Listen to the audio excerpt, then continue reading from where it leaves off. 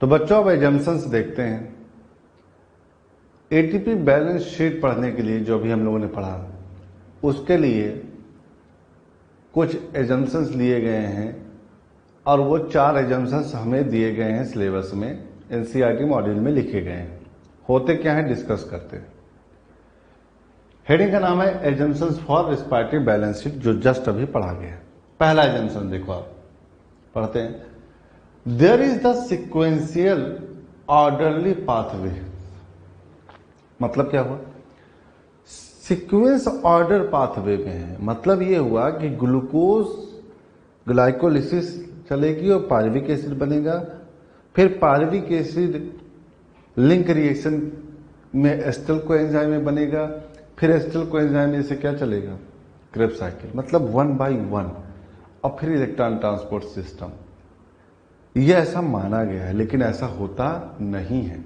Simultaneous सारे pathway चलते हैं। क्या बोला मैंने? साइमल्टेनियस चलेगा। कैसे? मतलब सपोज दैट ग्लाइकोलिसिस चल रही है। जब ग्लाइकोलिसिस चल रही होगी तो NADH2 भी बनना होगा।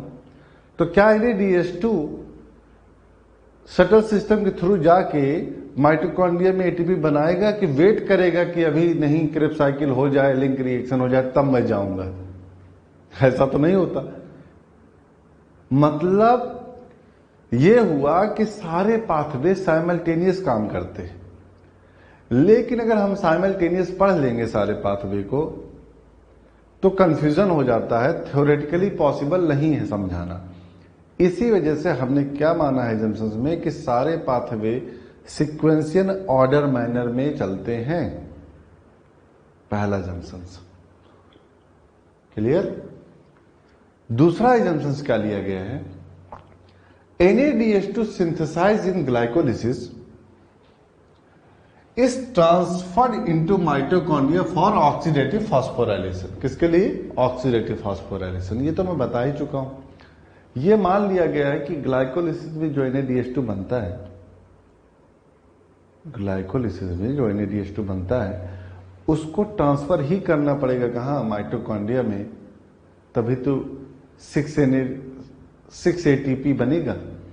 तभी तो हम 38 ATP में जो कैलकुलेशन किया गया है तभी तो हम कंसीडर कर पाएंगे। अगर मान लो NADH2 ग्लाइकोलिसिस बना और वो गया ही नहीं माइटोकॉन्ड्रिया के अंदर, तो क्या ATP बनेगी? और अगर वो 6 ATP नहीं बनी तो क्या उसका कैलकुलेशन हम कर पाएंगे? कंसीडर ही नहीं कर पाएंगे। तो ये एजम्पशंस मान लिया गया है कि NADH2 जो बनता है ग्लाइकोलिसिस में, उस NADH2 को ट्रांसफर किया जाता है कहां? माइटोकॉन्ड्रिया में, सो दैट ऑक्सीडेटिव फॉस्फोराइलेशन करके ATP बनाया जा सके। जबकि ऐसा कोई जरूरी नहीं है कि हमेशा ट्रांसफर हो ही जाए, तो थ्योरेटिकली हमने एज्यूम कर लिया है। पॉइंट नंबर 3, ये इंपॉर्टेंट है समझना। जैसे एग्जांपल समझा रहा हूं, ग्लूकोज से क्या बना? Pyruvic acid. पायरुविक एसिड से एस्टर कोएंजाइम में, एस्टर कोएंजाइम में क्रेब्स साइकिल में गया, फिर ETS चलने लगी NADH2 FADH2 से ATP बनाने के लिए। तो देख रहे हो बहुत सारे इंटरमीडिएट्स हैं। ये तो मैंने मेजर बता दिया। आपको पता है ग्लाइकोलिसिस में ही 10 टाइप के केमिकल्स बनते हैं, 10 पे स्टेप होता था। क्रेब्स साइकिल में 10 स्टेप होता है, उसमें बहुत सारे इंटरमीडिएट्स बनते हैं, बीच बीच में एसिड बनते रहते हैं बहुत सारे। तो वो सारे जो केमिकल्स बन रहे हैं ना स्टार्टिंग से, वो इंटरमीडिएट ये माना गया है कि कहीं दूसरी जगह या दूसरे पाथवे में पार्टिसिपेट नहीं करते, वो यहीं के ही रहते हैं और वो आगे की प्रोसेस को कंटिन्यू करते रहते हैं। मतलब ये बहुत सिंपल बताऊं मैं, जैसे एस्टर कोएंजाइम में बनता है जब, तो ये हमने माना है ना कि एस्टर कोएंजाइम में जितना भी बनेगा वो क्रेब्स साइकिल में जाएगा। बट ऐसा जरूरी नहीं है।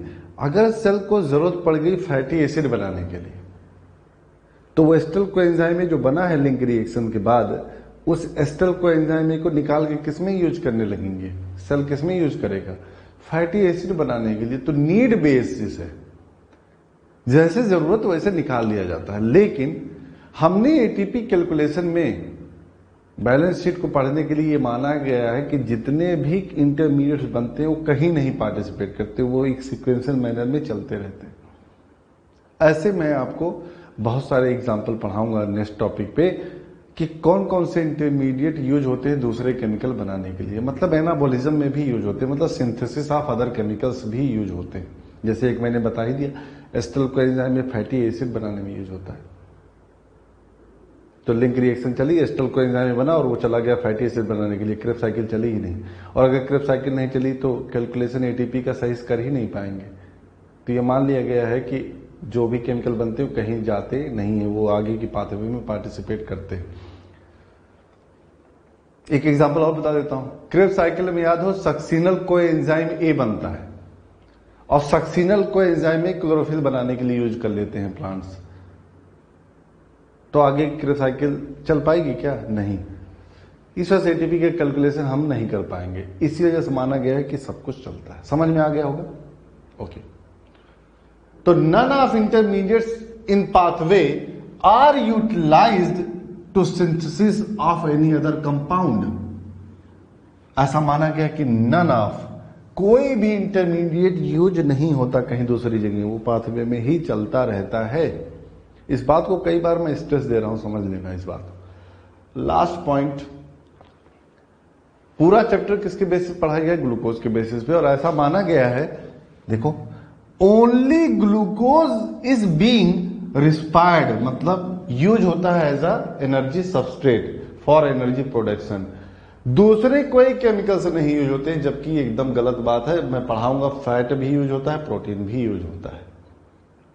लेकिन ये माना गया है कि 38 एटीपी कैलकुलेशन करनी है अगर आपको, तो ये माना गया है कि ग्लूकोज ही केवल रिस्पायर्ड होता है, no other substrate are entering in pathway, जबकि ऐसा नहीं। तो ये चारों एजम्पशंस माने गए हैं ताकि एटीपी की कैलकुलेशन हो सके। तो ये रियल है नहीं 38 एटीपी ऐसे जैसे पढ़ लिया गया है, लेकिन थ्योरेटिकली हमें पता होना चाहिए। किसी भी लिविंग सिस्टम में अगर हमने इस तरह मान लिया एज्यूम करके तो हम कैलकुलेट कर लेंगे। तो ये ब्यूटी है इस एजम्पशंस की, तो एटीपी कैलकुलेशन करने के लिए। समझ में आए? ये टॉपिक ओवर हो गया, अब नेक्स्ट पढ़ते हैं। ओके, तो बच्चों हम लोग अब एक नेक्स्ट टॉपिक पढ़ने जा रहे हैं, जिसका नाम ये है कि जो इतना भी हम लोगों ने ये पढ़ा सेलुलर एरोबिक रिस्पिरेशन, वो कैटाबॉलिक प्रोसेस है कि एनाबॉलिक है कि दोनों है। जब मैंने लेक्चर स्टार्ट किया था तो मैंने आपको ये बात बोल दी थी कि एम्फीबॉलिक पाथवे है। अब मैं ये प्रूव करने जा रहा हूं। तो बच्चों क्या पढ़ने जा रहे हैं हम? हमें ये पढ़ना है कि ग्लूकोज से पायरुविक एसिड टूटा, ग्लूकोज बना पायरुविक एसिड टूटा, एस्टर कोएंजाइम में बना, एस्टर कोएंजाइम में क्रेब्स साइकिल में चल रहा है, फिर ईटीएस चल रही है। तो इसमें सब टूटने की बात चल रही है, कहीं कुछ बनने की बात होती है क्या इसमें? तो हमें ये पढ़ना है इस पूरे प्रोसेस में कि केवल ब्रेकडाउन होता है कि बनता भी है। और आपको ये पता होगा ब्रेकडाउन को हम कैटाबॉलिज्म बोलते हैं, मतलब ब्रेकडाउन टूटने को हम कैटाबॉलिज्म प्रोसेस बोलते हैं। और अगर कोई चीज बनती है तो एनाबॉलिज्म बोलते हैं। कहने का मतलब ये है, अगर और इसको थोड़ा अच्छी डेफिनेशन में समझा जाए तो ये होता है, जो छोटे मॉलिक्यूल हैं जैसे CO2 प्लस H2O, दोनों मिल गए H2CO3 बन गया, तो दो सिंपल मॉलिक्यूल से कोई बड़ा मॉलिक्यूल बन जाए तो उसको हम एनाबॉलिज्म बोलते हैं। दो सिंपल मॉलिक्यूल से अगर एक कॉम्प्लेक्स, एक बड़ा मॉलिक्यूल बन गया, बड़ा अणु बन गया, तो उसको हम एनाबॉलिज्म बोलते हैं। और जब कोई कॉम्प्लेक्स मॉलिक्यूल छोटे छोटे मॉलिक्यूल में टूट जाता है तो उसको कैटाबॉलिज्म बोला जाता है, जो कि हमने देख लिया है। ग्लूकोज एक कॉम्प्लेक्स है, पायरुविक एसिड में टूट गया छोटे मॉलिक्यूल में, तो कैटाबॉलिज्म हो गया। और अगर दोनों चीजें होती हैं तो उसको एम्फीबॉलिज्म बोलते हैं। तो अभी तक हम लोगों ने कैटाबॉलिज्म पढ़ा है, हमने एनाबॉलिज्म नहीं पढ़ा है, जबकि हमें यहाँ पे ये समझना है कि ये दोनों चीजें होती हैं इस पूरे प्रोसेस में। ये प्रूव करने जा रहे हैं। एक बात और, पूरा चैप्टर मैंने ग्लूकोज के रिस्पेक्ट में पढ़ाया है, कार्बोहाइड्रेट के रिस्पेक्ट में पढ़ाया बच्चों। कहीं मैंने आपको वसा और प्रोटीन के बारे में बताया नहीं बताया अभी तक। केवल शुरू में बताया था कि फूड में 3 तरह के मेन केमिकल होते हैं, फैट होता है, प्रोटीन होता है, कार्बोहाइड्रेट होता है। कार्बोहाइड्रेट मतलब ग्लूकोज के बारे में तो मैंने पूरा पढ़ा दिया, लेकिन प्रोटीन और वसा का कहीं जिक्र ही नहीं हुआ। तो ये भी देखेंगे हम लोग कि प्रोटीन और फैट का क्या होता है, और ये भी देखेंगे कि एम्फीबोलिज्म पाथवे क्यों बोली जाती है। तो स्टार्ट करें हम लोग। हेडिंग का नाम है रेस्पिरेशन एक ऐसी प्रक्रिया है जो एम्फीबोलिक पाथवे, जिसका हिंदी में उभयवलिक होता है या एम्फीबोलिक पाथवे होता है। ऐसा क्यों, यही तो मैं सिखाऊंगा आपको। तो देखो, आप समझते रहना। ये जो टॉपिक है ना, ये मॉड्यूल में भी और एनसीईआरटी में दोनों है, हमारे सिलेबस में बहुत प्रॉपर वे में है और बहुत अच्छे क्वेश्चन इससे फ्रेम होते हैं। तो आपको लिखना नहीं है अभी कुछ भी, केवल समझना है। फिर आपको टाइम दूंगा तो आप उसको लिख लेना। जब आप इसको एनसीईआरटी और मॉड्यूल से पढ़ोगे बच्चों, तो बहुत बड़ी थ्योरी लिखी गई है और लास्ट में एक फ्लो चार्ट दिया गया है। अगर आपको फ्लो चार्ट समझ में आ गया, 3 पॉइंट पढ़ाऊंगा इस पूरे चार्ट में, और आपको पूरी थ्योरी 2 पेज की है, और जो फ्लो चार्ट है वो आपको याद हो जाएगा। कहोगे आप सर जादू है क्या? नहीं, बहुत आसान है समझना। तो आप थ्योरी न पढ़ के पहले आप फ्लो चार्ट पढ़िए, और यहाँ समझो बोर्ड पे। आपको लिखने की कोई जरूरत नहीं है अभी, केवल समझने की जरूरत है। आपके मॉड्यूल एनसीईआरटी में लिखा गया है और आपको टाइम दूंगा लिखने के लिए। तो फुल कंसंट्रेशन आपका मैं चाहता हूँ बोर्ड पे। तो आप सुनिए पहले एक एक बात।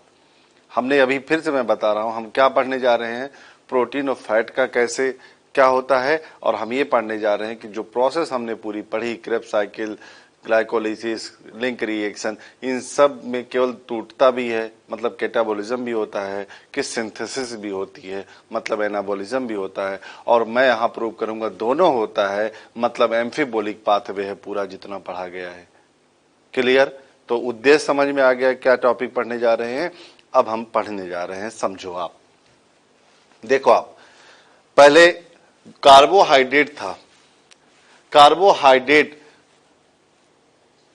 स्टार्च हो गया, सुक्रोज हो गया, ये सब जब हम आलू खाते हैं जैसे मान लो, या प्लांट स्टार्च जो स्टोर करता है वो पॉलीसैकेराइड है। वो बहुत कॉम्प्लेक्स होता है बच्चों, और पॉलीसैकेराइड डायरेक्टली इंटर नहीं करता, पहले उसको डाइजेस्ट किया जाता है। और हमें पता होगा किसी भी पॉलीसैकेराइड को अगर डाइजेस्ट करना है तो एक जनरल एंजाइम होता है जिसका नाम एमाइलेज होता है। ये 9th क्लास में भी पढ़ाया जाता है और आपको भी पढ़ाया गया होगा 11th में, कि एमाइलेज एक ऐसा एंजाइम है जो कार्बोहाइड्रेट को तोड़ देता है, सिंपल मॉलिक्यूल में डाइजेशन कर देता है। तो चलो मैंने मान लिया कार्बोहाइड्रेट हमने खाया या प्लांट ने स्टोर किया, उसको डाइजेस्ट किया गया और बनाया गया glucose. Glucose is the most favourable substrate for energy production, I told you अभी, ठीक है ना, लास्ट लेक्चर में लास्ट टॉपिक पे यही बताया मैंने। तो ग्लूकोज मैंने मान लिया बन गया, और ग्लूकोज को हम सिंपल शुगर बोल सकते हैं। अब ये जितना लिखा हूं ये ऑलरेडी यही तो पढ़ा गया है पूरे चैप्टर में। देखो आप, ग्लूकोज से ग्लूकोज 6 फॉस्फेट, बीच में ऐसे बहुत सारे इंटरमीडिएट फ्रक्टोज 1,6 फॉस्फेट टूट गया किसमें, फॉस्फोग्लिसरल्डिहाइड में, और डाईहाइड्रोक्सी एसीटोन फॉस्फेट में, याद है। फिर ये कन्वर्ट हो जाता है इसमें, फिर पायरुविक एसिड बनता है फाइनली। ये हो गई क्या, ग्लाइकोलिसिस। ग्लाइकोलिसिस के बाद लिंक रिएक्शन चलता है, एस्टर कोएंजाइम में बनता है बच्चों, और एस्टर कोएंजाइम में फिर किसमें चलता है, क्रेब्स साइकिल में। देख रहे हो बीच बीच में ऐसे छोटा छोटा एरो दिखाया हुआ, मतलब बहुत सारे केमिकल बन रहे हैं इसमें। तो ये तो हमने, देखो आप हाथ मेरा देखो कैसे, ये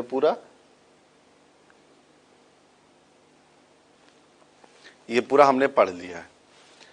glycolysis, link reaction, Krebs cycle, ये तो हो गया ग्लूकोज के रिस्पेक्ट। 6 कार्बन का मॉलिक्यूल टूटता हुआ 3 कार्बन में बना। कितने कार्बन का है मेरे बच्चे, 6 कार्बन का। और ये बताओ 3 कार्बन का, तो ब्रेकडाउन हुआ नहीं, कैटाबॉलिज्म हो रहा है बच्चे। फिर ऐसे ब्रेकडाउन हुआ, ये कितने कार्बन का, 2 कार्बन का। तो ब्रेकडाउन होते होते तो ये जो है बेटा कैटाबॉलिज्म हुआ। समझ में आया? अब समझना, अभी मैं भी प्रूव करना है कैटाबॉलिज्म, एनाबॉलिज्म, और ये भी पढ़ाना है फैट और प्रोटीन के बारे में। पहले मैं कैटाबॉलिज्म प्रूव करूंगा, फिर एनाबॉलिज्म प्रूव करूंगा, और दोनों को प्रूव कर दूंगा तो एम्फीबोलिज्म हो जाएगा। सही है, देखो ये तो हमें समझ में आ गया ऐसा होता है। अब देखो आप, अब बात आती है फैट की। फैट मतलब वसा, ये डायरेक्टली प्योर फॉर्म में, शुद्ध फॉर्म में नहीं खर्च होता। जैसे ग्लूकोज जो है शुगर है, वो शुगर के फॉर्म में ही एंट्री करता है। ध्यान समझना, जब एनसीईआरटी में ये चैप्टर पूरा खत्म हो जाएगा ना, तो लास्ट में एनसीईआरटी में एक लास्ट पैराग्राफ दिया गया है, उसमें लिखा गया है शुद्ध मतलब प्योर प्रोटीन और प्योर फैट रिस्पायरेटरी सबस्ट्रेट की तरह नहीं यूज होते हैं। मैं बच्चे रिपीट कर रहा हूं, शुद्ध वसा और शुद्ध प्रोटीन प्योर फॉर्म में रिस्पिरेशन में यूज नहीं होते, पहले ये लिखा गया है। उसका मतलब ये है कि फैट को पहले तोड़ना पड़ेगा फैटी एसिड और ग्लिसरॉल में। क्या ये फैट है कि अलग केमिकल बन गया? अलग बन गया। फैट अलग चीज होती है, जब इसको तोड़ दिया जाता है तो फैटी एसिड ग्लिसरॉल में। जबकि कार्बोहाइड्रेट कॉम्प्लेक्स से सिंपल ही बनता है, लेकिन है तो कार्बोहाइड्रेट ही ना। देखो कार्बोहाइड्रेट डायरेक्टली इंटर कर गया, लेकिन फैट को तोड़ना पड़ा फैटी एसिड ग्लिसरॉल में। अब ये फैट नहीं रहा। और आपको पता है कार्बोहाइड्रेट को तोड़ने के लिए एमाइलेज चाहिए, वैसे ही इन जनरल कौन सा एंजाइम चाहिए यहाँ पे? लाइपेज। जनरली लाइपेज होता है, ठीक है ना। तो ये मैं हटा देता हूं, समझाने के लिए लिखा मैंने। अब देखो फैटी एसिड ग्लिसरॉल, अब इन दोनों की एंट्री करनी है, इनको इनसे एनर्जी कैसे बनती है। तो ब्रेकडाउन हो रहा है, देखो आप कैटाबॉलिज्म हुआ। ग्लिसरॉल का बहुत सारा केमिकल बनता है, कैटाबॉलिज्म प्रोसेस चलती रहती है, टूटता रहता है, टूटता रहता है, टूटता रहता है, टूटते टूटते टूटते फाइनली वो कन्वर्ट हो जाता है किसमें? डाई हाइड्रोक्सी एसीटोन फॉस्फेट में, जो कि ग्लाइकोलिसिस का एक केमिकल है। यहां पे एंट्री मारता है, और जैसे एंट्री मारा ग्लिसरॉल ने, उसके आगे की प्रोसेस फिर di hydroxy acetone phosphate convert हो जाएगा फॉस्फोग्लिसरॉल्डिहाइड में, और फिर उसके आगे की प्रोसेस सेम। देख रहे हो, आप पढ़ना ही नहीं पड़ा फैट के बारे में, क्योंकि अगर हमें यह पता चल जाए ग्लिसरॉल कहाँ एंट्री मारता है, तो इसके आगे की प्रोसेस तो हमें पता ही है। तो बस इसके पीछे वाला नहीं प्रोसेस होगा, यहां से एंट्री कर जाएगा और आगे की प्रोसेस हो जाएगी। ये ध्यान रखना है। तो नोट जब करना तो एक पॉइंट लिखना है कि ग्लिसरॉल जो होता है वो डाई हाइड्रोक्सी एसीटोन के रूप में एंट्री करता है, कहां? ग्लाइकोलिसिस में। यही क्वेश्चन पूछा जाएगा। आगे की प्रोसेस समझ में आ गया। अब देखो ग्लिसरॉल का टूटना कैटाबॉलिज्म हुआ कि नहीं हुआ? अभी एक केमिकल और बचा है, फैटी एसिड। फैटी एसिड भी टूटते टूटते आता है और एंट्री मारता है कहां? एसिटाइल कोएंजाइम में। यही ध्यान रखना है इस पूरे फ्लो चार्ट में, ताकि थ्योरी ही न पढ़नी पड़े जो इतनी दी गई है पेज में एनसीईआरटी मॉड्यूल में। आपको यह समझना है ग्लिसरॉल बच्चे इंटर करता है ग्लाइकोलिसिस में, डाईहाइड्रोक्सी एसीटोन फॉस्फेट जहां वहां एंट्री मारता है, और फैटी एसिड जो एंट्री मारता है वो कहां मारता है? एसिटाइल कोएंजाइम में। और आपको पता है एसिटाइल कोएंजाइम में कहां चला जाएगा? क्रेब्स साइकिल में। तो क्वेश्चन देखो क्या पूछा जाएगा कि जब फैट क्या प्योर फॉर्म में यूज होता है? आंसर नहीं, पहले तोड़ना पड़ेगा फैटी एसिड और ग्लिसरॉल। फैटी एसिड जाता है एसिटाइल कोएंजाइम में, जो कि क्रेब्स साइकिल की स्टार्टिंग है, और ग्लिसरॉल कहां से जाता है? डाईहाइड्रोक्सी एसीटोन फॉस्फेट, जो ग्लाइकोलिसिस है। 2 पॉइंट हो गया, 3-4 पॉइंट बताऊंगा बस। ये हुआ। अब फैटी एसिड का जब ब्रेकडाउन होता है तो उसको बीटा ऑक्सीडेशन भी बोलते हैं। पूरा नाम है beta oxidation of fatty acid. तो देखो ये भी टूटा कैटाबॉलिज्म, ये भी टूटा। फैटी एसिड बहुत लंबी कार्बन की चेन होती है, टूट गया, देख रहे हो एसिटाइल कोएंजाइम में 2 कार्बन में, ये भी कैटाबॉलिज्म। तो कैटाबॉलिज्म कैटाबॉलिज्म और कैटाबॉलिज्म, सब कैटाबॉलिज्म चल रहा है। अभी एनाबॉलिज्म सिखाऊंगा। तो आपको ये समझ में आ गया बच्चे के फैट में ग्लिसरॉल और फैटी एसिड जब बनता है तो कहां एंट्री करता है। आगे चलें, देखो अब आता है प्रोटीन। प्रोटीन भी तो खाते हैं हम लोग, प्रोटीन भी एनर्जी सब्सटेंस है, एनर्जी बनती है इससे। आपको पता होगा प्रोटीन को पहले डाइजेस्ट करना पड़ेगा अमीनो एसिड में, और इसको डाइजेस्ट करने के लिए जनरल एंजाइम जो बोला जाता है प्रोटीएज एंजाइम होता है। कौन सा होता है? Protease enzyme. बच्चे अब सोचो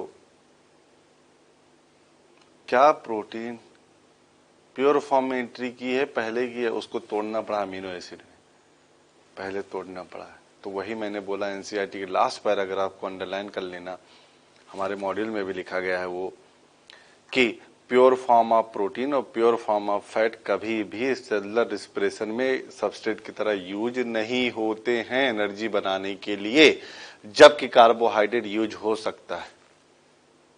क्लियर? चलो वो तो किनारे हुई बात। अब यहां आते हैं अमीनो एसिड। हमें पता है बच्चे कि प्रोटीन का जब डाइजेशन होता है तो 20 टाइप के अमीनो एसिड बनते हैं।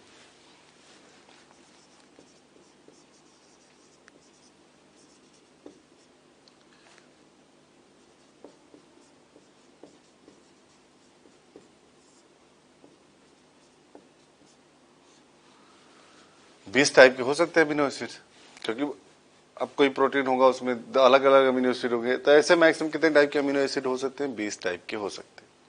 और हर अमीनो एसिड का स्ट्रक्चर अलग होता है। जैसे ग्लाइसिन का अलग होगा, बताया जाता है ना बायोमोलिक्यूल्स में, आपने पढ़ा होगा 20 टाइप के अमीनो एसिड हैं, कुछ बेसिक हैं, कुछ एसिडिक हैं, कुछ न्यूट्रल हैं, तो स्ट्रक्चर अलग अलग है, समझना। तो स्ट्रक्चर के बेसिस पे, किसके बेसिस पे? स्ट्रक्चर के बेसिस पे जो अमीनो एसिड होते हैं वो जहां उनको अच्छा लगता है, जहां उनको फिजिबल होता है, वहां पे एंट्री करते हैं। जैसे कुछ अमीनो एसिड देखो कैटाबॉलिज्म ब्रेकडाउन हो रहा है, टूट रहा है, और कहां पे एंट्री कर गए? बताओ कहां पे एंट्री कर गए?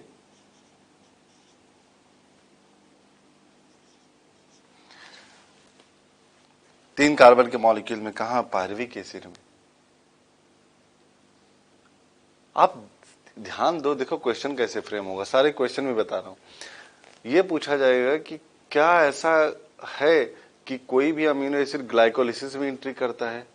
आंसर नहीं, ग्लाइकोलिसिस में एंट्री नहीं करता, क्योंकि ग्लाइकोलिसिस का प्रोडक्ट है पायरुविक एसिड, तो वहां से एंट्री करता है। ग्लाइकोलिसिस ऑलरेडी हो चुकी है, जबकि फैट और फैटी एसिड और ग्लिसरॉल जो होता है वो यहाँ पे एंट्री करता है। देखो, तो कुछ अमीनो एसिड स्ट्रक्चर के बेसिस, संरचना के बेसिस पे, किसके बेसिस पे? संरचना के बेसिस पे कहाँ एंट्री कर जाते हैं? Pyruvic acid.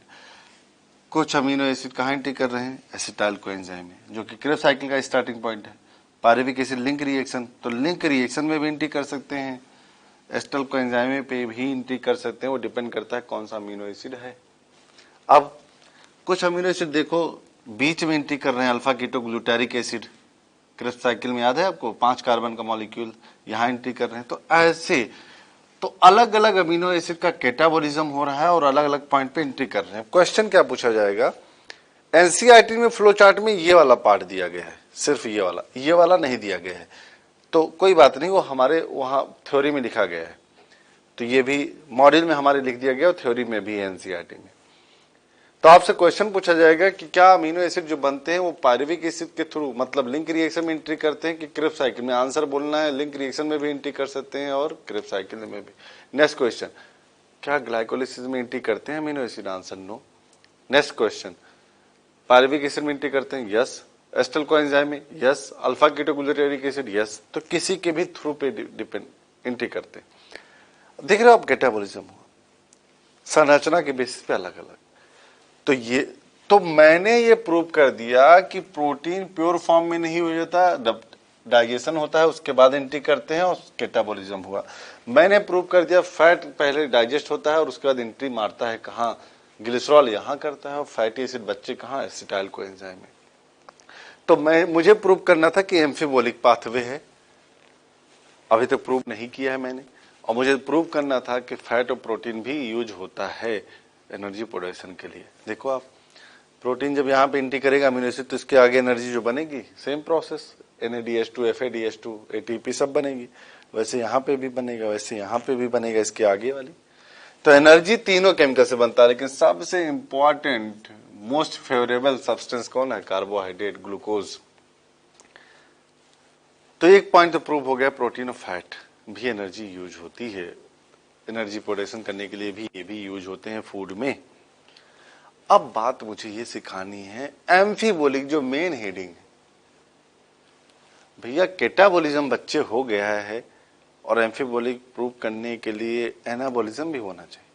बहुत आसान, एक लाइन में देखो आप।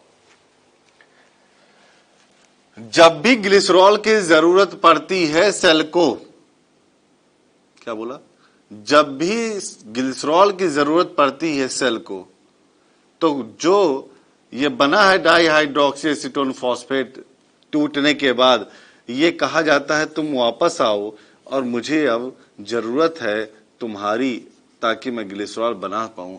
तो देख रहे हो आप, ये हो गया कैटाबॉलिज्म, ये हो गया बच्चे क्या, एनाबॉलिज्म। और अगर एनाबॉलिज्म और कैटाबॉलिज्म दोनों हो गए तो मिला के एम्फीबॉलिज्म। पहला पॉइंट।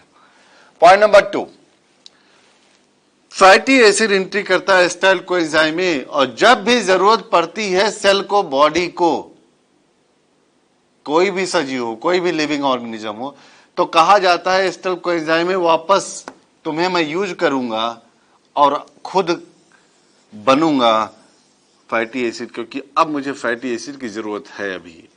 तो देख रहे हो आप, ये हो गया कैटाबॉलिज्म और ये हो गया बच्चे क्या, एनाबॉलिज्म।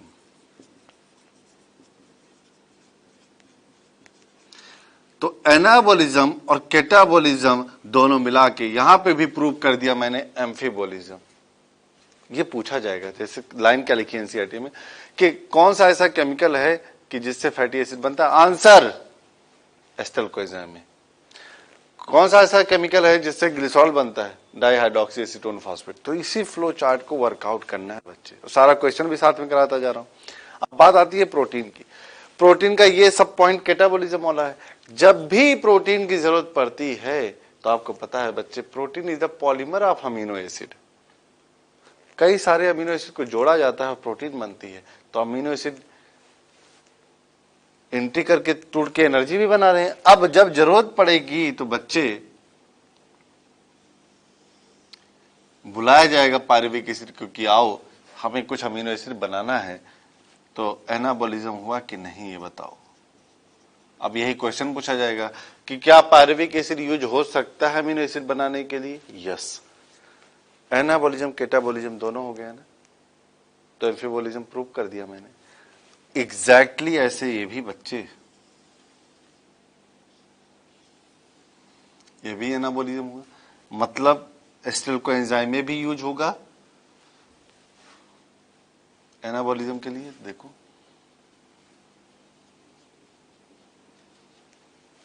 ये भी हो गया, और ऐसे यहां पे भी, मतलब जो जो मैंने कैटाबॉलिज्म दिखाया गया वैसे उल्टा दिखा दो बस।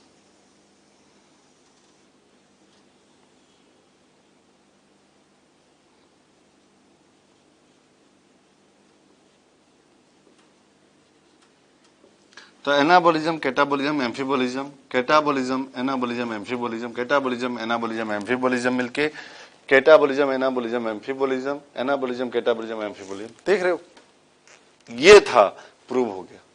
तो हमने देखो फैट भी समझ गए कैसे कहां होगा, और प्रोटीन, सारे क्वेश्चन भी कर लिए।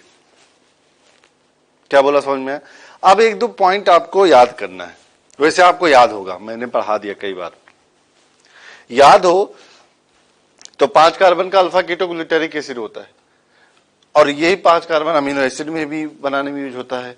और वो अमीनो एसिड होता है ग्लूटामिक एसिड। कौन सा? ग्लूटामिक एसिड लिखना है। अल्फा कीटोग्लूटारिक एसिड यूज हो सकता है कौन सा अमीनो एसिड बनाने में? Glutamic acid, glutamic acid. Point number 1। Point number 2, याद है अल्फा कीटोग्लूटारिक के बाद सक्सिनल कोएंजाइम में बनता था, और सक्सिनल कोएंजाइम में चला जाएगा क्या बनाने के लिए? Pigments, chlorophyll pigments, cytochrome pigment, phytochrome pigments. जो पिगमेंट्स बनते हैं ना प्लांट्स में, वो मेनली कौन बनाता है बच्चे पता है? सक्सिनल कोएंजाइम में। लिखा नहीं है मैंने, बता दिया। तो 2 पॉइंट लिखना है।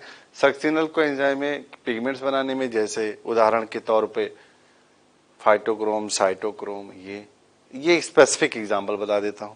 जैसे मैंने बोला अल्फा कीटोग्लूटारिक एसिड से अमीनो एसिड भी बनता है। अब पूछा जाए कौन सा अमीनो एसिड? Glutamic acid. ऐसे बहुत सारी चीजें हैं।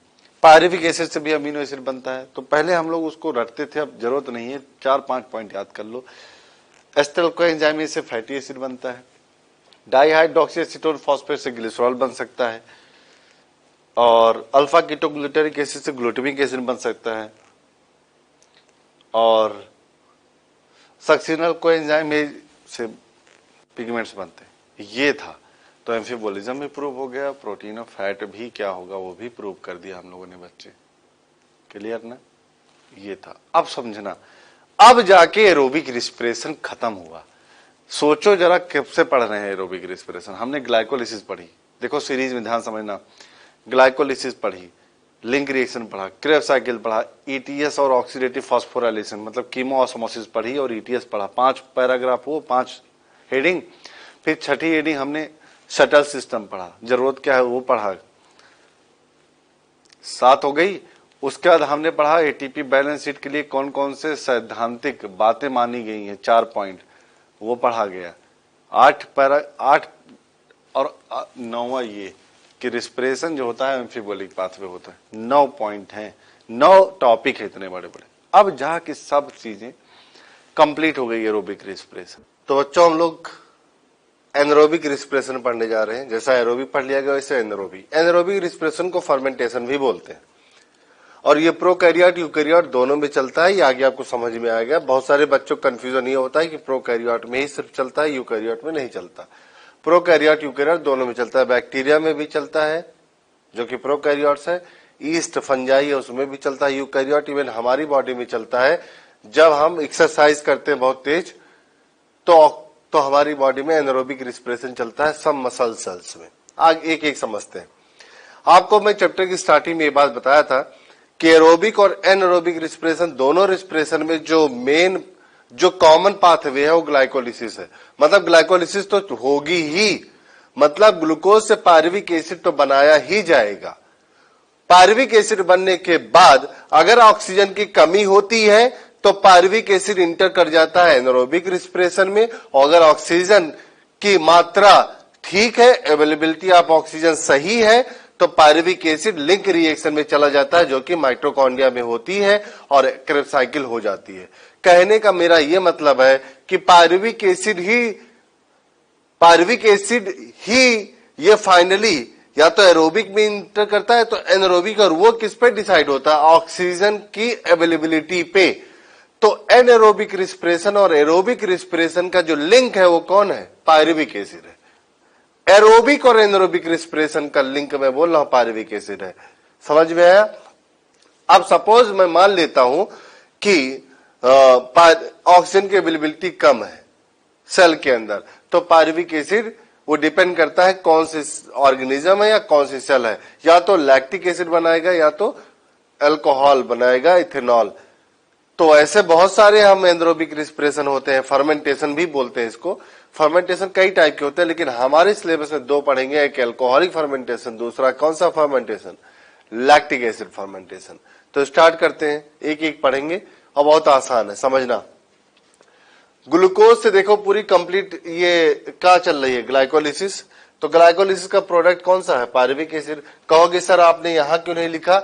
ये एग्जैक्ट मैं फ्लो चार्ट बनाया हूं एनसीईआरटी का ताकि आपको समझना आसान हो। तो देखो आप ग्लूकोज से चला कितने कार्बन का? 6 कार्बन का, और ऐसे ही बनता है। बीच में याद हो अगर आपको तो 2 कहीं पे 2 NADH2 भी बनता है और समवेयर 2 ATP का गेन भी होता है। याद होगा आपको, बनता 4 है, 2 गेन होता है। मैं ऐसे दिखा दे रहा हूं, ठीक है ना? अब समझना, मैं ATP पता है मैं ना, ठीक है। तो 2 NADH2। अब ऐसे ग्लूकोज से स्टार्ट हुआ, फाइनली पायरुविक एसिड बना। कितने मॉलिक्यूल बनेंगे पायरुविक एसिड? 2। कितने कार्बन का है? 3 कार्बन का है। पहले मैं अल्कोहलिक फर्मेंटेशन पढ़ाता हूं, एक लाइन में समझना, बहुत आसान है। देखो एक ग्लूकोज मॉलिक्यूल से 2 पायरुविक एसिड बना 3 कार्बन का, तो 2 पायरुविक एसिड का पहले एसिटाल्डिहाइड बनाया जाता है, जो कि मॉड्यूल में एनसीईआरटी में लिखा हुआ है, वहां एरो से इसे ब्रेक करके दिखाया गया, तो आपको पता होना चाहिए एसिटाल्डिहाइड। एसिटाल्डिहाइड का फॉर्मूला क्या होता है? CH3CHO। क्या होता है? CH3CHO। कितने कार्बन है? 2 कार्बन, इसमें कितने? 3 कार्बन। तो इसका मतलब क्या हुआ होगा बच्चे कि यहाँ पे निकला होगा क्या? CO2, डी कार्बोक्सिलेशन हुआ होगा। तो 2 मॉलिक्यूल से 2 बार CO2 निकली होगी, तो कितना CO2 निकलेगी? 2, और डी कार्बोक्सिलेशन हुआ। क्लियर? अब एंजाइम कौन सा लगेगा? पायरुविक एसिड का डी कार्बोक्सिलेशन हो रहा है तो एंजाइम लगेगा पायरुवेट डी कार्बोक्सिलेज। समझ में आया? पायरुवेट डी कार्बोक्सिलेज बन गया। एस्टल्डिहाइड कितने मॉलिक्यूल बनेंगे? 2। तो CO2 जो निकलती है उसी स्टेप पे निकलती है, इसका नाम हुआ पायरुवेट डी कार्बोक्सिलेज एंजाइम का। अब एस्टल्डिहाइड का फॉर्मूला CH3CHO और इथेनॉल का फॉर्मूला होता है C2H5OH। दोनों में 2 कार्बन है। तो देखो आप, तो यहां पे CO2 नहीं निकलेगी, लेकिन एनसीईआरटी मॉड्यूल में यहां CO2 लिख दिया गया है, वो नेट रिएक्शन लिखी गई है। तो इसको आप हटा दो, ऑलरेडी मैं CO2 यहां पढ़ा दिया हूं। तो CO2 एक्चुअली यहां निकलती है, लेकिन यहां दिखाया नहीं गया एनसीईआरटी मॉड्यूल में, डायरेक्टली यहां दिखा गया, तो गलत वो भी नहीं है, वो नेट रिएक्शन है। अब ऐसे पता होना चाहिए आपको। क्लियर? एस्टल्डिहाइड से इथेनॉल बनना है। इथेनॉल का फॉर्मूला C2H5OH। इथेनॉल का फॉर्मूला ये। एल्डिहाइड से इथेनॉल बनता है तो रिडक्शन होता है। बोलो क्या होता है? रिडक्शन। ये ऑर्गेनिक केमिस्ट्री पढ़ाया जाता है। एल्डिहाइड से जब इथेनॉल बनता है तो रिडक्शन होता है, मतलब एल्डिहाइड से alcohol is the reduction process. Reduction के लिए हाइड्रोजन चाहिए, मतलब रिड्यूस करने वाला कोई एजेंट चाहिए। तो जो NADH2 बनता है वही 2 NADH2 यहां खर्च हो जाता है। तो कहने का मतलब 2 मॉलिक्यूल के लिए 2 NADH2 खर्च हो जाएगा। 1 के लिए 1, 2 के लिए 2। तो खर्च होने का मतलब क्या हुआ बताओ? यही तो हुआ। तो जो 2 NADH2 यहां बना था वो यहां खर्च हो गया, तो ETS में जाएगा ही नहीं। ये तो स्लोली बनता रहता है, स्लोली खर्च होता रहता है। अब तो देखो आप, एल्डिहाइड का इथेनॉल में रिडक्शन हुआ, समझ में? तो यहां पे जो एंजाइम लगेगा उसका नाम है अल्कोहल डिहाइड्रोजिनेज। कहोगे डिहाइड्रोजिनेज क्यों? क्योंकि इसका हाइड्रोजन निकल रहा है तो डिहाइड्रोजिनेशन हो रहा है। तो यहाँ डी कार्बोक्सिलेशन, यहाँ डिहाइड्रोजिनेशन। यहाँ एंजाइम होगा पायरुवेट डी कार्बोक्सिलेज, यहाँ होगा अल्कोहल डिहाइड्रोजिनेज। और इसका एक्टिवेट करने के लिए मिनरल्स होता है जिंक। जिंक के साथ काम करता है, बन गया इथेनॉल। ये था इथेनॉलिक फर्मेंटेशन। समझना, इथेनॉलिक फर्मेंटेशन में मेनली जो यूज होता है वो ईस्ट यूज होता है। ईस्ट जो इंडस्ट्रीज में लिकर बनाया जाता है, जैसे अल्कोहल ड्रिंक करने के लिए लिकर, तो उसमें जो अल्कोहल बनता है उसके लिए जो यूज होता है वो ईस्ट होता है। बेकर इंडस्ट्रीज में, ब्रेड में देखा होगा आपने, पोर बन जाते हैं। तो जो पोर, जो होल बनता है ब्रेड में, वो CO2 निकलती है डॉग से, डो से जो बनाया जाता है, जो मैदे का डो, जब उसको फर्मेंट किया जाता है ईस्ट के साथ तो CO2 निकलती है, जिसकी वजह से वो डो से ब्रेड बनते हैं। क्या बन जाते हैं? उसमें होल पोर बन जाती है, इसमें ब्रेड में पोरस दिखता है। तो CO2 निकलना ब्रेड को पोरस बनाता है। ठीक है? इथेनॉलिक फर्मेंटेशन में ईस्ट मेनली यूज होता है, ये आपको पता हो गया। अब बात आती है एक चीज और, ईस्ट जब फर्मेंटेशन में यूज होता है तो जहां फर्मेंटेशन में जहां ईस्ट डाला जाता है और अल्कोहल बनती है उसको फर्मेंटर बोलते हैं। क्या बोलते हैं बच्चे? फर्मेंटर। फर्मेंटर कुछ नहीं, वेसल्स है। एक क्या है? वेसल्स है। उस वेसल्स में जो सबस्ट्रेट डाल दिया गया, ईस्ट डाल दिया, इथेनॉल बनना है। इथेनॉल बनता रहता है और 13% वॉल्यूम ऑफ इथेनॉल होने के पहले हमें इथेनॉल निकाल लेना है, नहीं तो 13% या उससे ज्यादा इथेनॉल होना और ईस्ट के कांटेक्ट में आना, ईस्ट की डेथ हो सकती है। कहने का मतलब 13% ऑफ अल्कोहल इन फर्मेंटेशन या बियॉन्ड 13%, 13% से ज्यादा ये अल्कोहल की कॉन्सेंट्रेशन ईस्ट के लिए पॉइजन की तरह काम करती है। तो ये हम चेक करते रहते हैं बीच बीच में, और 13% पहुंचने के पहले ही हम इथेनॉल निकाल लेते हैं, उसको प्यूरिफाई करके लिकर इंडस्ट्रीज में यूज करते हैं। क्या बोला समझ में आया? 13% से ज्यादा अल्कोहल नहीं होना चाहिए फर्मेंटेशन, नहीं तो ईस्ट मर जाएगा, और अगर ईस्ट मर गया तो अल्कोहल बनने की रेट कम हो जाएगी, बाद में बंद भी हो जाएगी। ये था इथेनॉलिक फर्मेंटेशन। एक बार क्वेश्चन नीट में पूछा गया था कि इथेनॉलिक फर्मेंटेशन में आप जो है ये बताइए H+ डोनर कौन है, इलेक्ट्रॉन डोनर कौन है? तो देखो हाइड्रोजन डोनेट यही करता है, ग्लिसरॉल्डिहाइड 3 फॉस्फेट, जो उसको कौन ले लेता है, NAD, और बना क्या देता है, NADH2। तो अल्कोहलिक फर्मेंटेशन में ग्लिसरॉल्डिहाइड 3 फॉस्फेट जो होता है वो इलेक्ट्रॉन और प्रोटॉन डोनर है। तो ये हो गया बच्चे इलेक्ट्रॉन प्रोटॉन डोनर, ये होता है, ये पता होना चाहिए। अच्छा, एक नाम और, ग्लिसरॉल्डिहाइड 3 फॉस्फेट को हम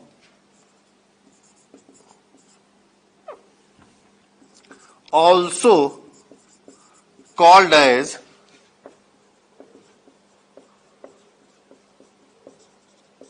ये बगल में लिख लेना आप,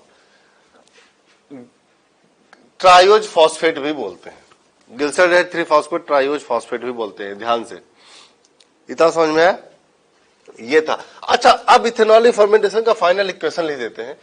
C6H12O6 से जब बना तो C2H5OH प्लस CO2 बना, 2 मॉलिक्यूल इसका 2 मॉलिक्यूल इसका, प्लस 2 ATP का गेन हुआ। ये 2 ATP कौन सी थी, ग्लाइकोलिसिस वाली, जो कहीं बनी होगी, याद है कहां कहां बनती है? क्या NADH2 को कैलकुलेट करेंगे अल्कोहलिक फर्मेंटेशन में? नहीं, क्योंकि जो NADH2 बना था वो यूज हो गया। तो एक्चुअली 2 ATP का गेन होता है, केवल 2 ATP का गेन होता है बच्चे, बस केवल अल्कोहलिक फर्मेंटेशन में, बस, ठीक है, जिसकी एफिशिएंसी कितनी आती है, 7% ऑफ टोटल एनर्जी आती है। ये हो गया alcoholic fermentation.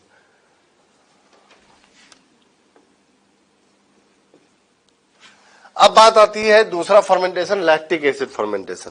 Lactic acid fermentation का जो बेस्ट एग्जांपल हमारे हाउस होल्ड में है सॉरी, लैक्टिक एसिड फर्मेंटेशन का जो बेस्ट एग्जांपल हमारे घरों में देखा जाता है वो दही बनाते वक्त, कर्ड बनाते वक्त, उसमें एक बैक्टीरिया यूज होता है जिसका नाम है लैक्टोबैसिलस लैक्टिस। लैक्टोबैसिलस लैक्टिस का शॉर्ट फॉर्म होता है lab bacteria, lab bacteria, LAB bacteria. और या तो हम, कुछ लोग एक्सरसाइज करते हैं, जिम करते हैं, दौड़ते हैं, अगर एक्सरसाइज करते वक्त हमारी बॉडी को एनर्जी ज्यादा चाहिए, और एनर्जी अगर ज्यादा चाहिए तो ऑक्सीजन ज्यादा चाहिए, लेकिन ऑक्सीजन सप्लाई हो नहीं पाती, क्योंकि एरोबिक रिस्पिरेशन करने के लिए जितना ऑक्सीजन चाहिए उतना मसल्स को मिल नहीं पाती, क्योंकि बहुत तेज एनर्जी खर्च हो रही है, तो उतना तेज एनर्जी बन नहीं पड़ती, मतलब ऑक्सीजन की कमी हो जाती है मसल सेल में। और अगर ऑक्सीजन की कमी हो गई मसल सेल्स में, तो मसल से एरोबिक रिस्पिरेशन ना करके थोड़ी देर के लिए एनएरोबिक रिस्पिरेशन करते, क्योंकि ऑक्सीजन कमी हो जाती है। और मैं बता चुका हूं कि अगर पायरुविक एसिड को फील हो गया, महसूस हो गया कि ऑक्सीजन की कमी हो गई, तो ये एनएरोबिक रिस्पिरेशन में चला जाता है, मतलब हमारी मसल सेल्स में लैक्टिक एसिड बनाना चालू कर देता है, कौन, पायरुविक एसिड। और ऐसे फर्मेंटेशन को लैक्टिक एसिड फर्मेंटेशन बोला जाता है। और ऐसी कुछ प्रोसेस कर्ड बनाते वक्त भी होता है, जो दही खाते हैं उसमें यही वाली फर्मेंटेशन होती है। तो आज का बात बोलना है, लैक्टिक एसिड फर्मेंटेशन कहां चलती है, मसल सेल्स में ड्यूरिंग द एक्सरसाइज या नॉर्मली कर्ड बनाते वक्त। अगर बहुत ज्यादा लैक्टिक एसिड बन जाता है तो कर्ड बहुत ज्यादा खट्टी हो जाती है, सोर हो जाती है, तो कहते हैं बहुत ज्यादा दही खट्टी हो गई है, वो एक्चुअली लैक्टिक एसिड की वजह से होता है। लैक्टिक एसिड के सिक्रेशन से मिल्क कर्ड में चेंज हो जाता है, वो दूसरी बात है, उसको आपको पढ़ाया जाता है बायोटेक्नोलॉजी में, ठीक है। तो पायरुविक एसिड से लैक्टिक एसिड, 2 पायरुविक एसिड से जब 2 लैक्टिक एसिड बनता है तो लैक्टिक एसिड 3 कार्बन का एसिड है।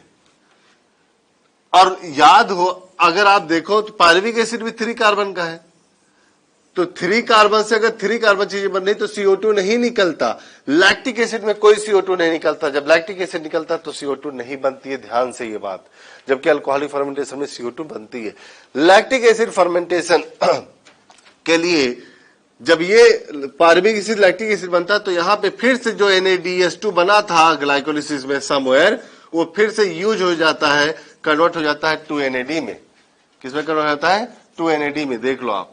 तो 2 NADH2 बना था वही यूज हो गया, क्या बोला समझ में? तो 2 NADH2 यूज हो गया, तो इसका तो एनर्जी वैल्यू ही खत्म हो गई, ये तो जितना बना था वो यूज हो गया, ठीक है ना। तो ये हो गया। अब एंजाइम जो लगता है उसका नाम है लैक्टेट डिहाइड्रोजिनेज, एंजाइम का नाम है लैक्टेट डिहाइड्रोजिनेज, क्लियर। अब बात आती है इसमें इलेक्ट्रॉन डोनर या प्रोटॉन डोनर कौन है, यही है, ट्रायोज फॉस्फेट भी बोलते हैं ना इसको, ग्लिसरॉल्डिहाइड 3 फॉस्फेट। तो ग्लिसरॉल्डिहाइड 3 फॉस्फेट इलेक्ट्रॉन और प्रोटॉन डोनर है, और पायरुविक एसिड प्रोटॉन और इलेक्ट्रॉन एक्सेप्टर है। और pyruvic acid proton electron acceptor लिख लेना है, यहाँ पे प्रोटॉन और इलेक्ट्रॉन एक्सेप्टर है, जिसकी वजह से लैक्टिक एसिड बनता है। वो ऐसे अल्कोहलिक फर्मेंटेशन में अगर देखा जाए तो मैंने क्या बोला कि लैक्टिक एसिड फर्मेंटेशन में पायरुविक एसिड इलेक्ट्रॉन और प्रोटॉन एक्सेप्टर है, प्रोटॉन और इलेक्ट्रॉन क्या है, एक्सेप्टर है, क्योंकि ये इलेक्ट्रॉन और प्रोटॉन कौन दे रहा है, NADS2, और NADS2 H+ इलेक्ट्रॉन देगा, इसको ये किसमें कन्वर्ट कर देगा, लैक्टिक एसिड में। और प्रोटॉन और इलेक्ट्रॉन डोनर कौन है, ट्रायोज फॉस्फेट। अच्छा, एल्कोहलिक फर्मेंटेशन में प्रोटॉन इलेक्ट्रॉन डोनर कौन है? अच्छा, ये समझ में आ रहा है, H+ आयन इलेक्ट्रॉन डोनर, क्योंकि H+ निकलेगा तभी तो NAD कन्वर्ट होगा किसमें, NADS2 में, और जितना H+ उतना इलेक्ट्रॉन।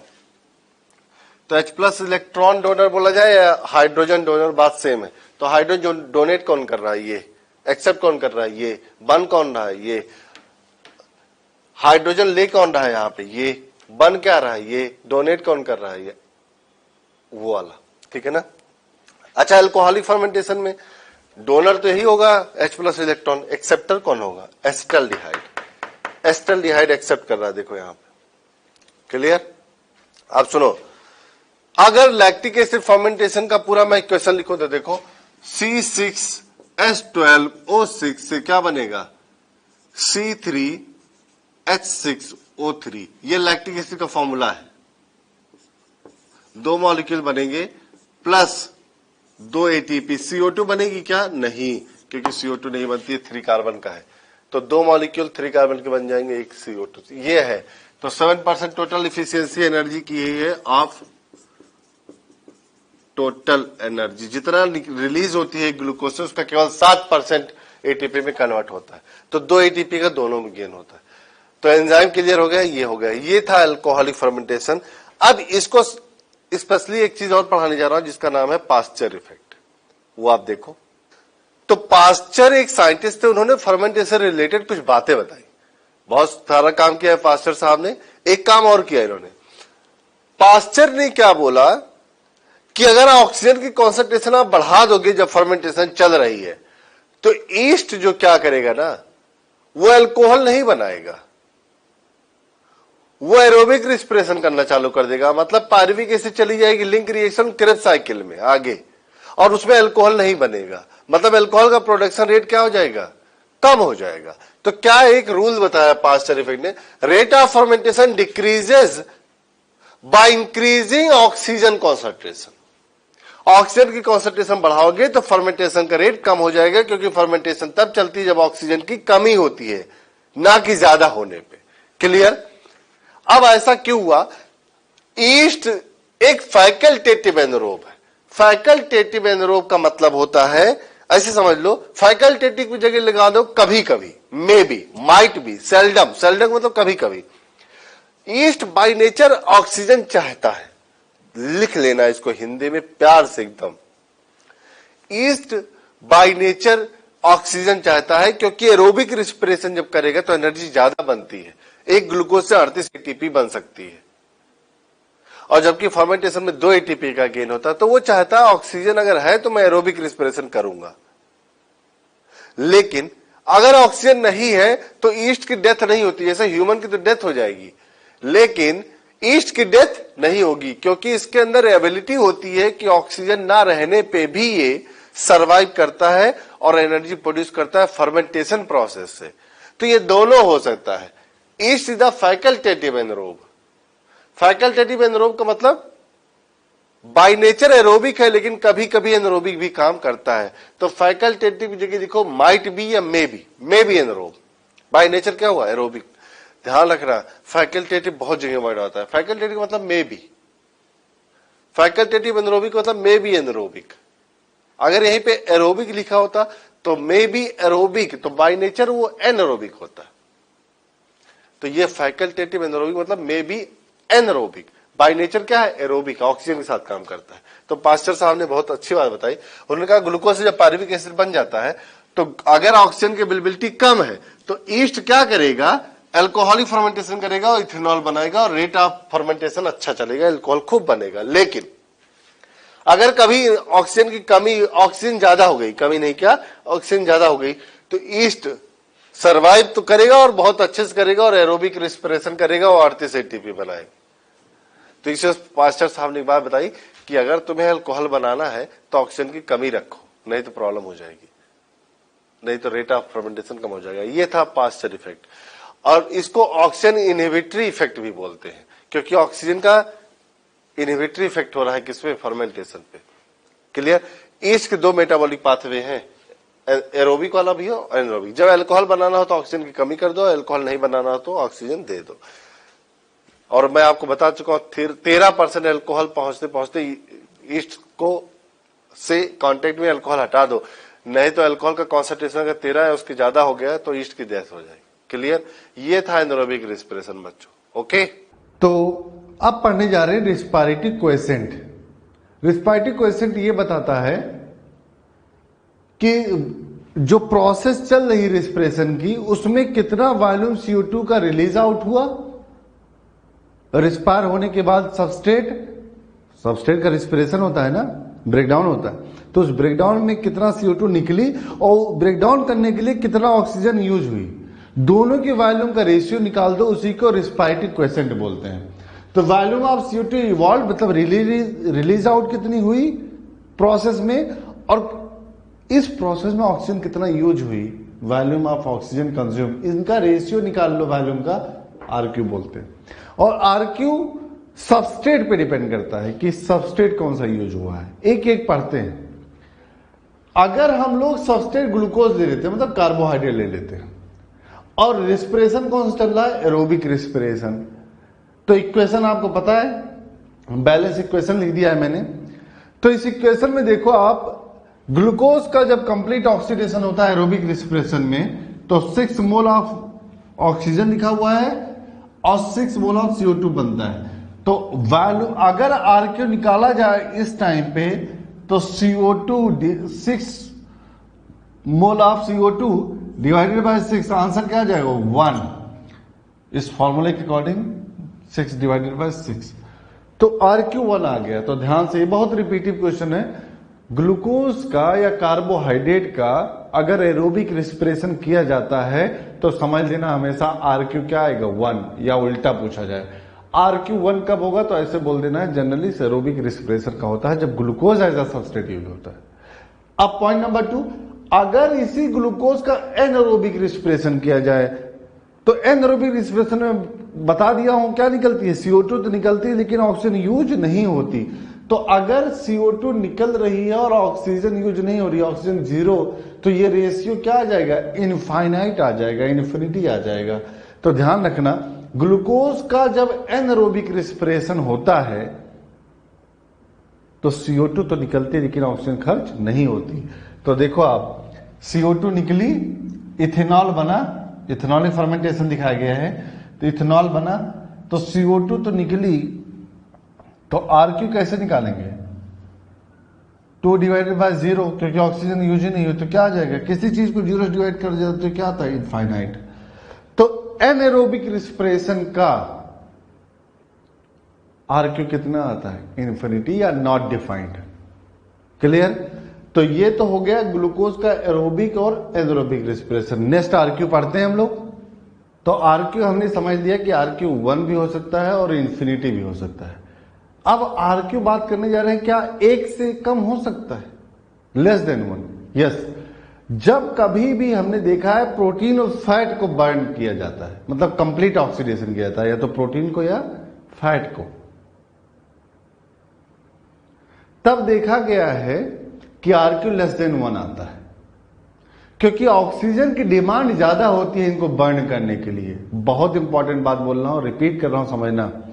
जब कभी भी प्रोटीन और फैट को यूज किया जाता है तो इनको कंप्लीट ऑक्सीडाइज करने के लिए एरोबिक रेस्पिरेशन में ऑक्सीजन ज्यादा चाहिए, और अगर ऑक्सीजन ज्यादा चाहिए, कंज्यूम ज्यादा हो रही है,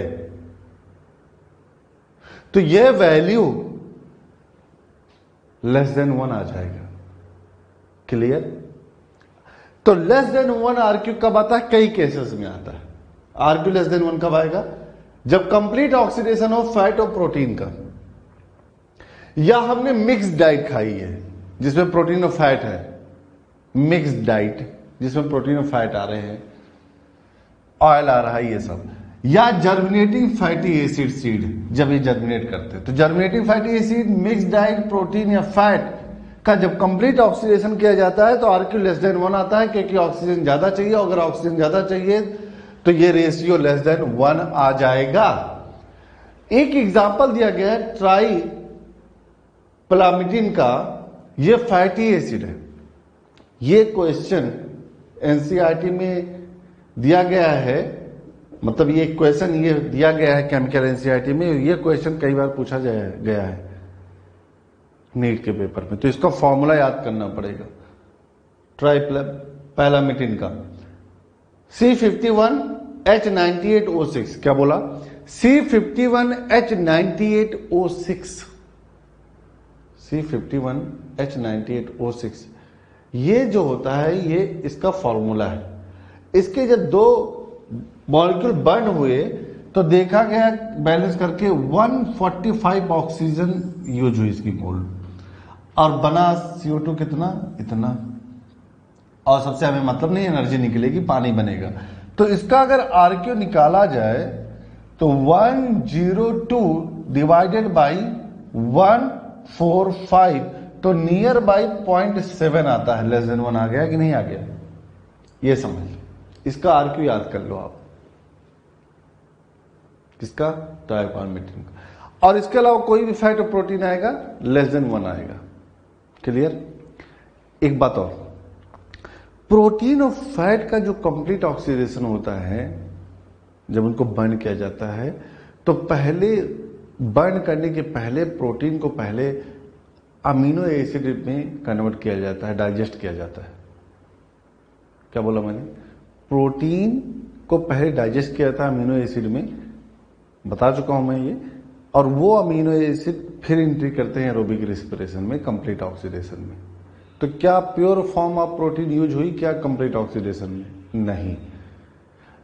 और फैट भी डायरेक्टली इंटर नहीं करता, फैट को पहले डाइजेस्ट किया जाता है फैटी एसिड और ग्लिसरॉल में, और फैटी एसिड और ग्लिसरॉल एंट्री करते हैं सेलुलर एरोबिक रेस्पिरेशन के पाथवे में। तो ये समझ लो, एक लाइन लिखी एनसीईआरटी में, pure form of protein and fat are never being oxidised in cellular respiration. इसका मतलब ये होता है प्योर फॉर्म नहीं यूज होता। तो फैट को पहले फैटी एसिड ग्लिसरॉल में कन्वर्ट करना पड़ेगा, तब यूज होगा, और प्रोटीन को पहले अमीनो एसिड। क्लियर? तो आरक्यू लेस देन 1 भी समझ में आ गया। अब आगे पढ़ते हैं। मोर देन 1 भी हो सकता है। आरक्यू क्या 0 भी हो सकता है? यस, जब ऑक्सीजन की अवेलेबिलिटी ही नहीं रहेगी या लेस सफिशिएंट होगा और CO2 निकले ही नहीं, मान लो, तो आरक्यू 0 हो सकता है।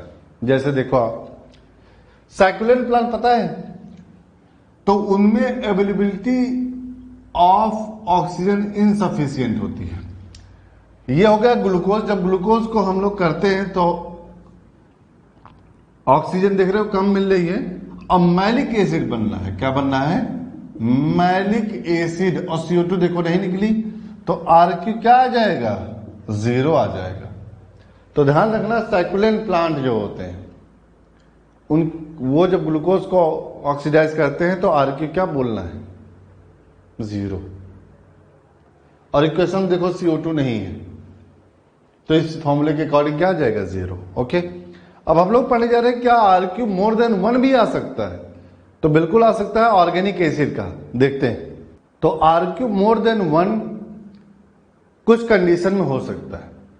एक तो जब ऑर्गेनिक एसिड बोल रहा हूं, जैसे oxaloacetic acid, malic acid, succinic acid, ये अगर ऑर्गेनिक एसिड अगर as a respiratory substrate use होते हैं और इनका ऑक्सीडेशन होता है, जब कंप्लीट ऑक्सीडेशन, तो देखा गया है कि आरक्यू की वैल्यू 1 से ज्यादा आती है। क्यों? देखते हैं कुछ एग्जांपल से। एक कंडीशन तो ये, दूसरी मैच्योर जो सीड होते हैं, मैच्योर सीड, उनका जर्मिनेशन जब होता है तब आरक्यू मोर देन 1 देखा गया है। तो 2 कंडीशन में, oxidation of organic acid and germination of mature fatty seed जो होते हैं, मैच्योर, ध्यान रखना मैच्योर वर्ड यूज होना चाहिए। पहला एसिड दिखाया गया ऑक्सैलिक एसिड। ऑक्सैलिक एसिड पता होगा फॉर्मूला COH बॉन्ड COH, याद है? तो इसको जब बैलेंस करके देखा गया तो ये बैलेंस इक्वेशन आई। Oxalic acid 2 molecule oxygen 4 CO2 2 H2 energy. अब इसकी आरक्यू निकालो, आरक्यू क्या आएगा? 4 डिवाइडेड बाई 1। तो ये तो पता ही होगा डिवाइड होना, आरक्यू कितना आ गया? 4। तो ऑक्सैलिक एसिड का 4 आता है। ऐसा मैरिक एसिड का जब हम लोग ने बैलेंस किया तो 4 डिवाइडेड बाई 3 और 4 डिवाइडेड बाई 3 1.33 के आसपास आरक्यू आता है, याद कर लो आप। ऑक्सैलिक एसिड का 4 आरक्यू और मैरिक एसिड का 1.33।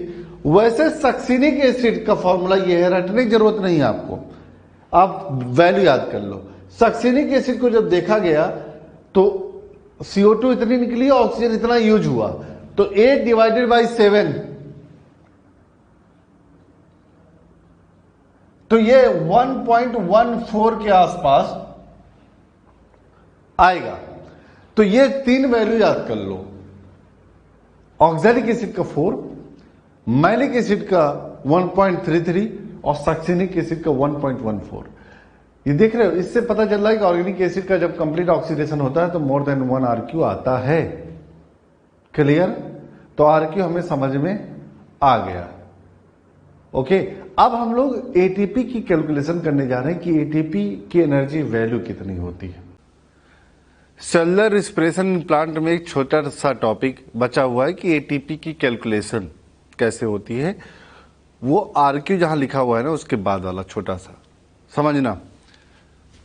तो एनर्जी की इफिशियंसी कितनी होती है एक सेलुलर रिस्पिरेशन में? मतलब अगर एक ग्लूकोज को जब हम बर्न करते हैं एरोबिक रिस्पिरेशन में तो 6 CO2 6 H2O 686 kilo calorie, 686 kilo calorie, ध्यान से किलो कैलोरी, इतनी एनर्जी बनती है एक ग्लूकोज के कंप्लीट ऑक्सीडेशन से एरोबिक रिस्पिरेशन में। 686 किलो कैलोरी का 36 या 38 एटीपी बनता है और रेस्ट ऑफ जो होता है वो हीट के फॉर्म में बॉडी से क्या हो जाता है? लॉस हो जाता है, सेल से बाहर निकल जाती है एनर्जी। तो इसका मतलब क्या हुआ? 686 किलो कैलोरी का केवल जो हम यूज कर पाएंगे या प्लांट जो यूज कर पाएगा वो सिर्फ इतना एटीपी यूज कर पाएगा और रेस्ट ऑफ पूरा का पूरा इतना कन्वर्ट नहीं होता। इसका कुछ पार्ट किसमें चला जाता है? Heat loss. तो यही चेक करने जा रहे हैं कि कितना किलो कैलोरी एनर्जी 686 का हीट लॉस में चला जाता है और 686 का कितना पार्ट इसमें कन्वर्ट होता है। समझना आप। पहले ये समझो आप, एक एटीपी की जो एनर्जी वैल्यू होती है वो 8.1 किलो कैलोरी के नियर बाई, किसी किसी बुक में 7.9 है, 8 है, 8.1 है, तो 8.1 हमारे मॉड्यूल में लिखा है, यही मानते हैं। एक एटीपी की वैल्यू कितनी? 8.1 किलो कैलोरी। हमें ये पता है, चैप्टर में मैंने बताया था, एक ग्लूकोज का जब एरोबिक रिस्पिरेशन होता है तो 36 एटीपी बनता है तो 38 बनता है। तो दोनों की कैलकुलेशन करके देखते हैं।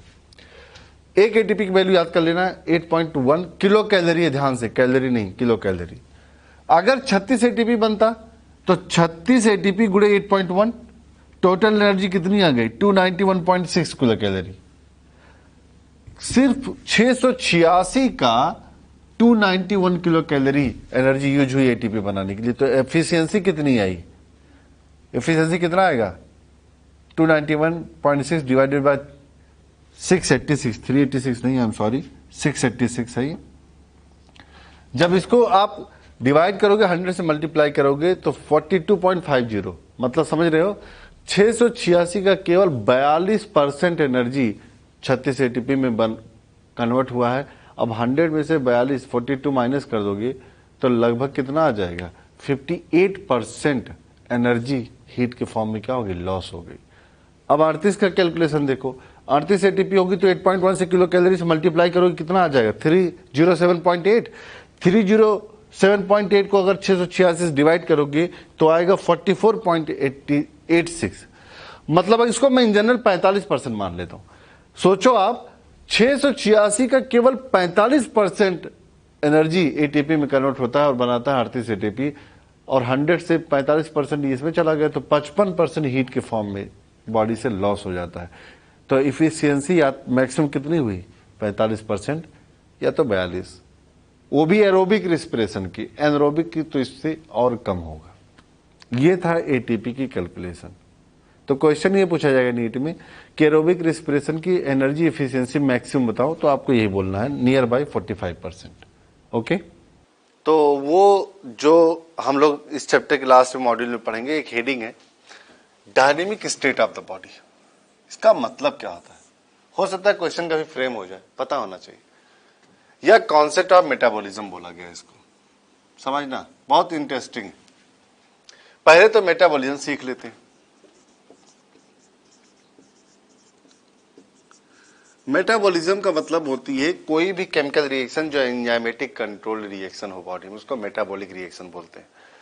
और वर्ल्ड की जितने लिविंग ऑर्गेनिज्म में कोई भी मेटाबॉलिक रिएक्शन होगी वो एंजाइमेटिक कंट्रोल ही होती है हमेशा। मतलब कुछ भी हो रहा है वो एंजाइम जरूर होते हैं, एंजाइमेटिक कंट्रोल रिएक्शन होती है। तो all chemical reaction in living body which is enzymatic controlled known as metabolism. Clear? अब मेटाबॉलिज्म में मान लो कोई ए है प्लस बी है, बन गया सी प्लस डी। तो यहां पे क्या लगेगा? एंजाइम। ये मेटाबॉलिक रिएक्शन है। अब होता क्या है कि मेटाबॉलिक रिएक्शन में ये तो हो गए सबस्ट्रेट और ये हो गया क्या? प्रोडक्ट। अब सोचो जरा, मेटाबॉलिज्म को अगर मैं दो पार्ट में डिवाइड कर दूं, वन इज कैटाबॉलिज्म।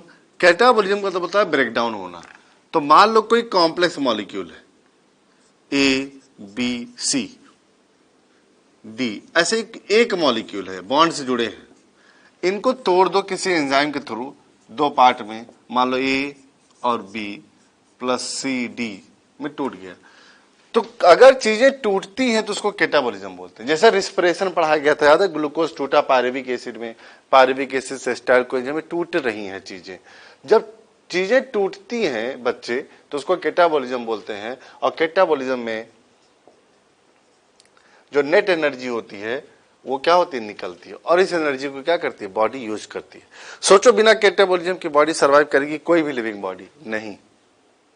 लेकिन चीजें बननी भी चाहिए क्योंकि अलग अलग केमिकल्स भी बनते हैं, उनका काम आता है, हार्मोन का या प्रोटीन का, बहुत सारी चीजें यूज होती हैं चीजों को बनाने में। तो सिंथेसिस होती है तो एनाबॉलिज्म बोलते हैं।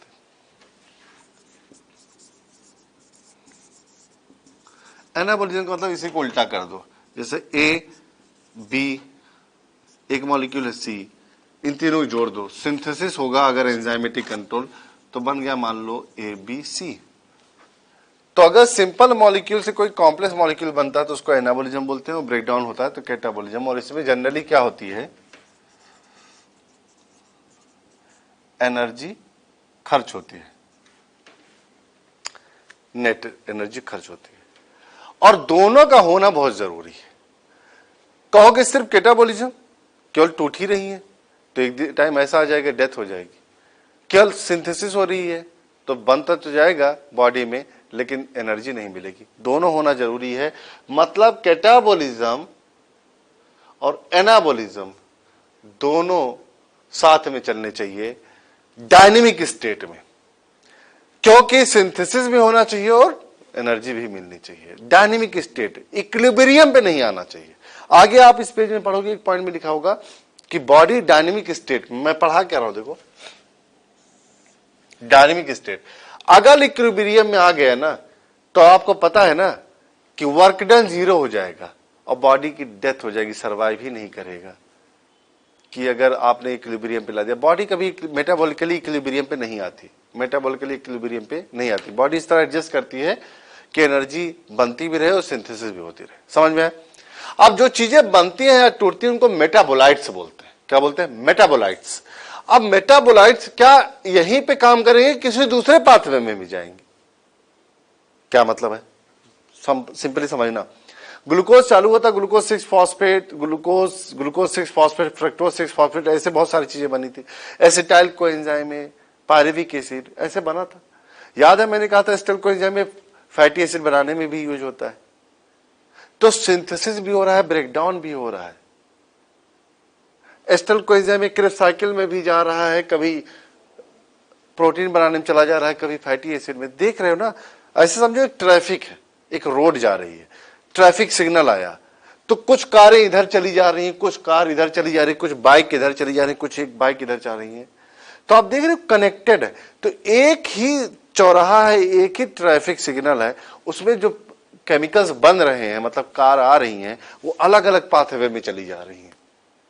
तो ये जो केमिकल्स बन रहे हैं एक पाथवे में चल रहे हैं कि रुक गए, कि अलग अलग पाथवे जा सकते हैं इधर उधर, तो इंटरकनेक्टेड होते हैं। ऐसे बॉडी बहुत सारी रिएक्शन चलती है। एस्टल कोएंजाइम में बन गया तो इसका मतलब वो नहीं कि क्रेब्स साइकिल में ही जाएगा, वो कहीं और जा सकता है। तो बीच बीच में केमिकल बनते रहते हैं, टूटते रहते हैं, और वो केमिकल किसी अलग अलग पाथवे में पार्टिसिपेट करते हैं। ऐसे कनेक्टेड होते हैं, जाल जैसा बॉडी में, ट्रैफिक सिग्नल जैसा। तो इसको हम लोग बोलते हैं कि सारे मेटाबॉलिक जो मेटाबोलाइट्स बनते हैं, मेटाबॉलिक जो स्टेप्स होते हैं, वो कनेक्टेड होते हैं किसी न किसी से, और एक क्रिएट होता है मेटाबॉलिक पाथवे। और ऐसे हमारी बॉडी में बहुत सारे मेटाबॉलिक पाथवे जिसकी वजह से बॉडी सर्वाइव करती है। और उस मेटाबॉलिक पाथवे में कैटाबॉलिज्म भी हो रहा होगा और एनाबॉलिज्म। तो देख रहे हो डायनेमिक नेचर है बॉडी की, लिविंग स्टेट की। इक्विलिब्रियम नहीं आना चाहिए। तो क्वेश्चन पूछा जाए कि बॉडी डायनेमिक स्टेट में होती है, यस, मेटाबॉलिकली डायनेमिक स्टेट में होना चाहिए, नहीं वर्क डन जीरो हो जाएगा। समझ में है? डायनेमिक स्टेट का मतलब समझ में आ गया, मेटाबॉलिज्म का मतलब समझ में आ गया। अब कुछ केमिकल्स का रिक्वायरमेंट ज्यादा होता है, किसी का कम होता है। जैसा मान लो ह्यूमन की बॉडी में ब्लड में sugar level near by 5 millimole पर लीटर होता है, समझ में है? हार्मोन का नैनोग्राम में होता है। तो किसी मेटाबोलाइट की ज्यादा जरूरत है, किसी की कम जरूरत है, वो डिपेंड करता है बॉडी की नीड पे। समझ में? ये सारी चीजें जो मैंने ऐसे इन जनरल सिखाया आपको, इससे आपके कॉन्सेप्ट क्लियर हो जाएंगे। 3 पॉइंट जरूर याद होना चाहिए कि बॉडी डायनेमिक स्टेट में होती है, कभी इक्विलिब्रियम नहीं आना चाहिए, नहीं तो ऑर्गन जीरो हो जाएगा और वो हो जाएगा, डेथ भी हो सकती है। मेटाबॉलिज्म में 2 पार्ट, कैटाबॉलिज्म, एनाबॉलिज्म, और ये दूसरे पे डिपेंडेंट होते हैं। उसी केमिकल का कैटाबॉलिज्म हुआ और यही सिंथेसिस भी कर दिए, देखो आप फिर से। तो इंटरकनेक्टेड होते हैं एनाबॉलिज्म और कैटाबॉलिज्म। इतना समझ में आपको? तो ये बच्चे आपको पता होना चाहिए। और जब हमने फोटोसिंथेसिस, रेस्पिरेशन एंजाइम जो पढ़ा, सब मेटाबॉलिज्म है। क्लियर? चैप्टर ओवर हो गया। अब इसके आप क्वेश्चन सॉल्व करिए, एक्सरसाइज 1 to 3 के, बिगिनर बॉस के। बस मेरा रिक्वेस्ट ये है कि जैसे हम लोगों ने जिस सीरीज में पढ़ा है उसको पढ़ लीजिए, और जो याद करने वाले हैं पॉइंट याद कर लो। एक बार थॉरली पढ़ लो, मॉड्यूल एनसीईआरटी पढ़ लो, उसके बाद सीधे क्वेश्चन लगाओ। Okay, thank you.